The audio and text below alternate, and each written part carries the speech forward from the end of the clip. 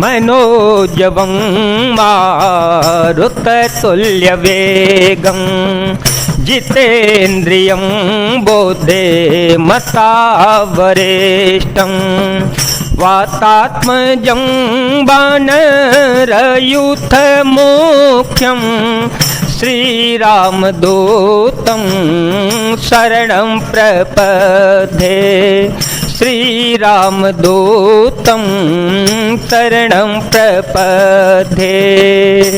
अतुलितबलिधामं हेमशैलाभदेहं धनुजवन कृशानु ज्ञानिनामग्रगण्यं सकलगुणनिधानं वानराणामधीशं रघुपतिप्रियभक्तं वातजातं नमामि।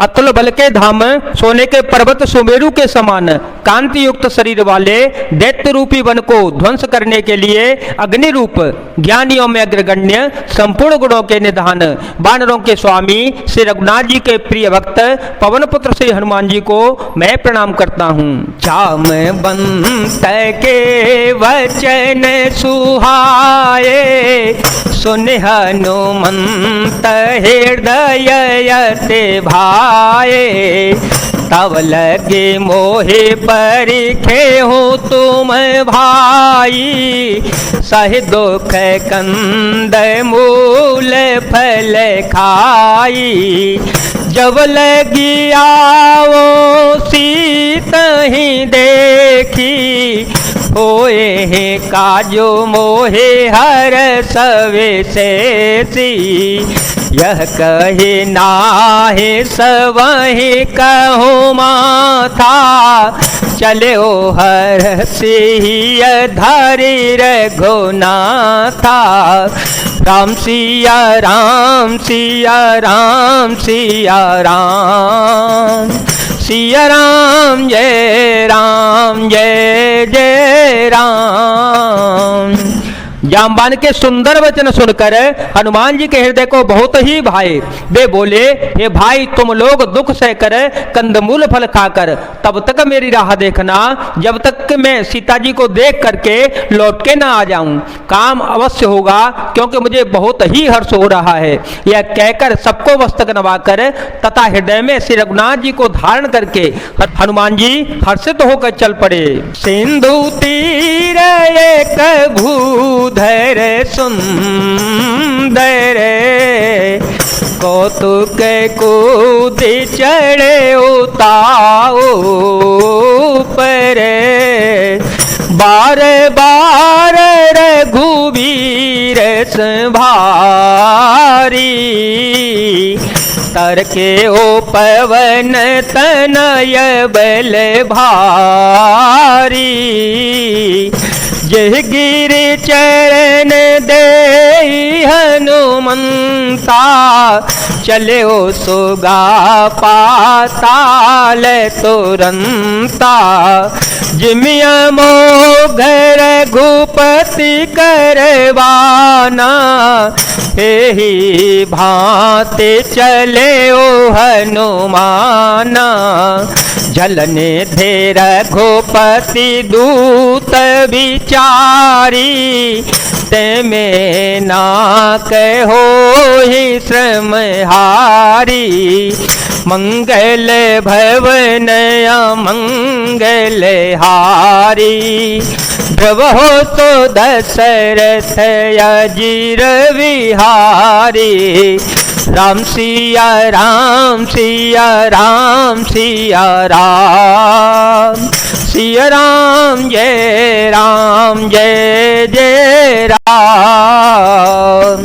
समुद्र के तीर पर एक सुंदर पर्वत था। हनुमान जी खेल से ही अनायास ही कूदकर उसके ऊपर जा चढ़े और बार बार श्री रघुनाथ जी का स्मरण करके अत्यंत बलवान हनुमान जी उस पर से बड़े वेग से उछले।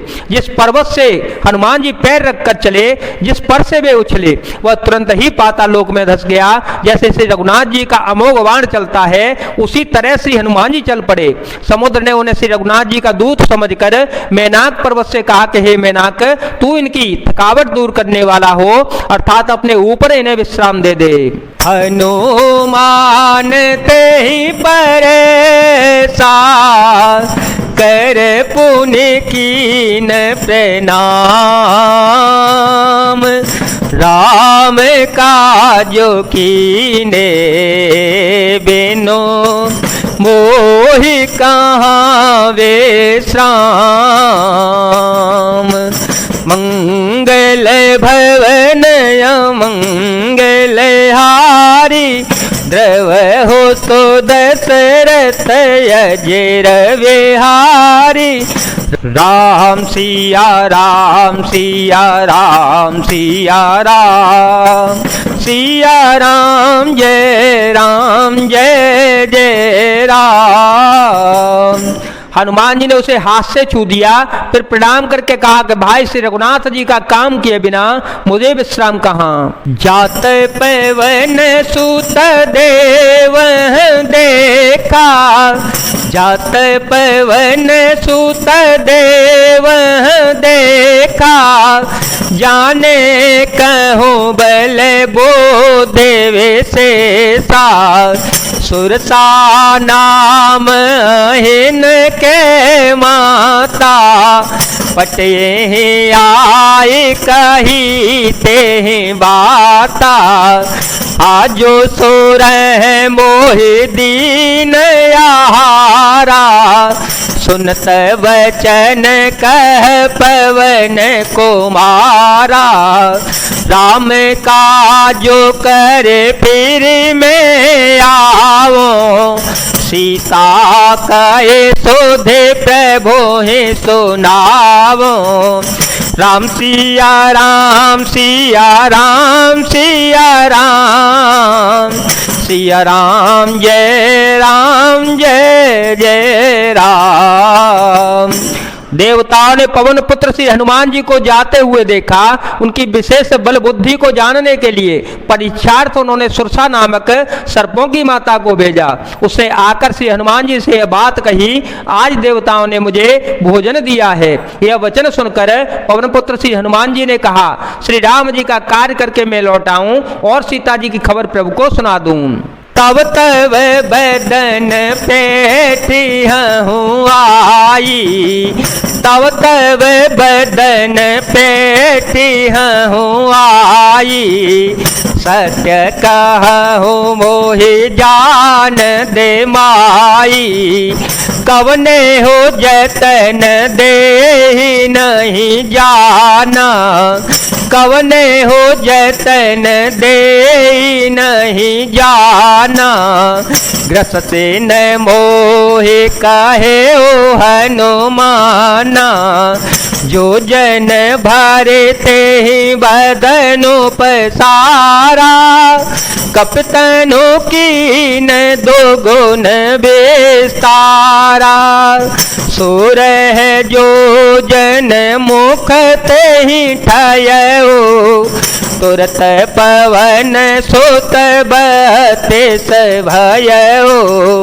जस जैसे सुर सा बदनु बढ़ावा, तासु दून कपि रूप देखावा। सत जो जन ते आनन कीना, अतल घुरूप पवन सुतलीना। मंगल भवन अमंगल हारी, द्रवहो सो दशरथ अजिर विहारे।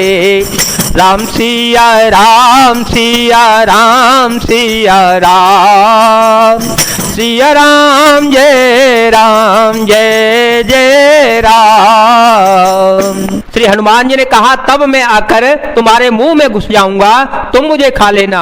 हे माता, मैं सत्य कहता हूं, अभी मुझे जाने दे। जब किसी भी उपाय से उसने जाने नहीं दिया, तब श्री हनुमान जी ने कहा, तो फिर मुझे खा न ले। उसने योजन भर 400 कोस में मुंह फैलाया। तब श्री हनुमान जी ने अपने शरीर को उससे दूना बढ़ा लिया। उसने 16 योजन का मुख किया। हनुमान जी तुरंत ही 32 योजन के हो गए। जैसे जैसे सुरसा मुख का विस्तार बढ़ाती गई, हनुमान जी उससे दूना रूप दिखलाते गए। उसने 100 योजन 400 कोस का मुख किया। तब श्री हनुमान जी ने बहुत ही छोटा रूप धारण कर लिया।